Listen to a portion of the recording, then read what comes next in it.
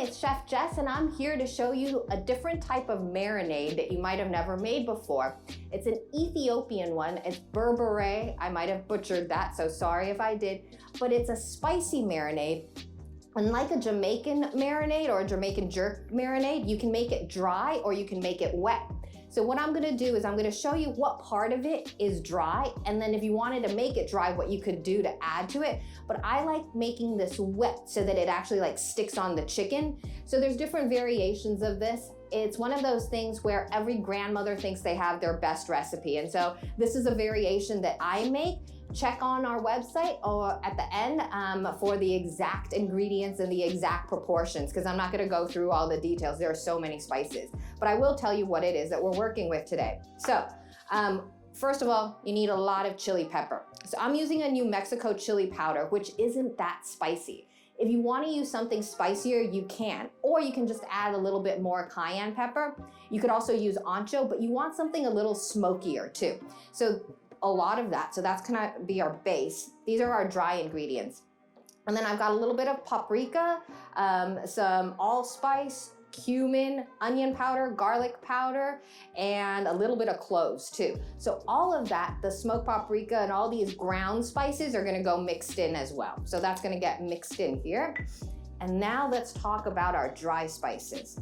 So for our dry spices, I have cumin seeds, fenugreek seeds, whole coriander, and black cardamom seeds. That's gonna be your hardest thing to find probably, black cardamom. If you can't find it, you can use green cardamom. It's completely okay. Black cardamom just tends to be a little bit stronger, and you don't use the whole cardamom. So a lot of people might not have seen this before, but a cardamom comes in a pod like this. You have to open up the pod to let out the seeds. The outside really doesn't taste like much. And so what I usually do is I'll grab a mortar and pestle and I'll just pound at it, and it'll expose these seeds. Each one should have about anywhere between 12 to 16 seeds. So you want to take those seeds out. You can throw this away or use that, collect that, and then make like a chai out of it. Just steep it in a little bit of hot water and you've got chai ready to go. And we're just gonna keep these seeds. If you can take some of that husk off, go for it. Take that off too. So I'm gonna add that to the seeds that I already had. I already took some out. And we're gonna toast these spices.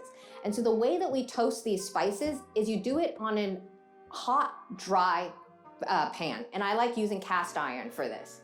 And I'm not gonna actually heat it up. There's no flame under here at all. I'm gonna put my spices in and then toast it. So if you think about this, one of the other things that you could potentially toast here and make your own would be that chili powder part. So you can use dried chilies and grind them up, but toast them first, and then you get a nice, really nice smoky flavor out of it. The other things that we're gonna be adding are garlic, which we're not gonna cook though, half a red onion, and some ginger, okay? So I'm just toasting these spices, and the way that what we're looking for when we're doing this is it to smoke up a little bit. Every once in a while you can go in there and give it a little bit of a toss, but there's no oil in there, and so you have to watch it pretty carefully because you don't want to burn anything. So we're gonna let that go. This is the same thing that you would do for a lot of Indian spices too. Just brings up, it draws out the oil, so it kind of brightens up the flavors of everything. Cumin's one of the great ones to have toasted. Just tastes so much better. While we're waiting for that, we're gonna get the rest of our ingredients together. We're gonna need a lot of garlic cloves, about 6 to 8, really up to you. So these are the ingredients that are gonna be wet. With these ingredients, you can find dry substitutes, except for the oil, sorry. So you could add dried garlic powder, you can add dried onion, and you can add dried ginger and make it a kind of dry version as opposed to a wet version. So I'm gonna take this, oops, I'm gonna take the onion first and I'm gonna peel it.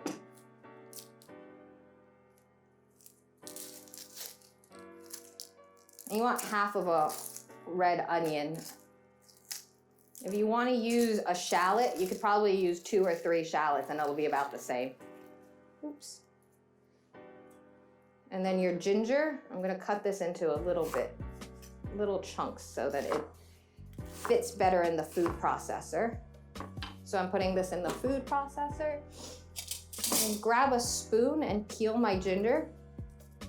You just want about a half tablespoon, about a half an inch piece. Mine's a little bit like an inch, but it's really up to you. Like I said, I like the extra ginger in here. I like extra ginger in almost everything. So I'm gonna peel that with that guy and that goes in there. And then I've got my garlic. So I just need to peel my garlic. I don't actually need to mince it because like I said, it's all going in the food processor. All right. I'm gonna push this aside. I'm gonna show you my spices now. So my spices are nice and toasted. They're hot though, so be careful. And then I have a coffee grinder. In my coffee grinder, it's all white. You probably can't see it, but it's white because I clean it out with white rice every time.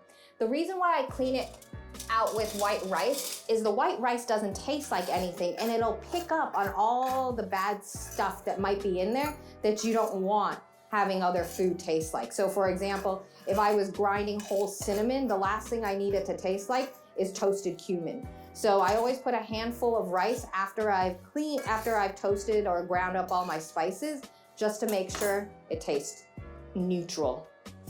All right, so I got all the spices now. I'm gonna pour that little bit left in there. And then I'm gonna pour the rest in here as well. So that's gonna all go in.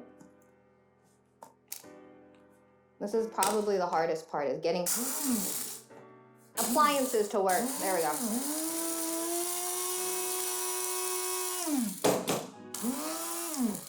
And please, if you feel like using a mortar and pestle, by all means go. It does taste better that way.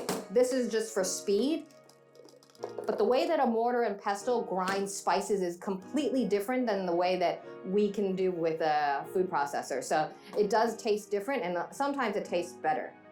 All right, so I'm gonna take that, I'm gonna add that in right there, and that's gonna all get mixed up now. One more step, so this is the dry stuff. So if you wanted, add your ground dry garlic, ground dry onion powder or garlic powder in here, and then you've got it dry. I'm gonna make it wet though. So the way that I'm gonna do that is I'm gonna grab my food processor that had everything in it already, just like that. So I have my onion, garlic, ginger. I'm gonna add my spices in there. And oil. The oil's really gonna kind of make that nice and liquidy. And then I'm going to turn on. You're gonna need to do this a few times just to make sure everything gets mixed up in there. And that's it. You've got this nice paste now that you can put on top of your fish, chicken, really anything that you want. And you can marinate with it. I wouldn't do it for more than maybe 6 hours. Anything more than that might be a little bit too much. And again, if you can add a little bit of salt to this before you do anything, but this will keep in your refrigerator for about 5 days to a week. It'll keep in your freezer for a lot longer though, so for about 3 months. So what you can do is take your silicone ice cube trays and make little ice cubes out of this. When you're ready, just pop them out and then defrost it and then marinate or cook with it the way that you want. And there you go, there's your Ethiopian wet marinade for all your great proteins. All right, see you next time.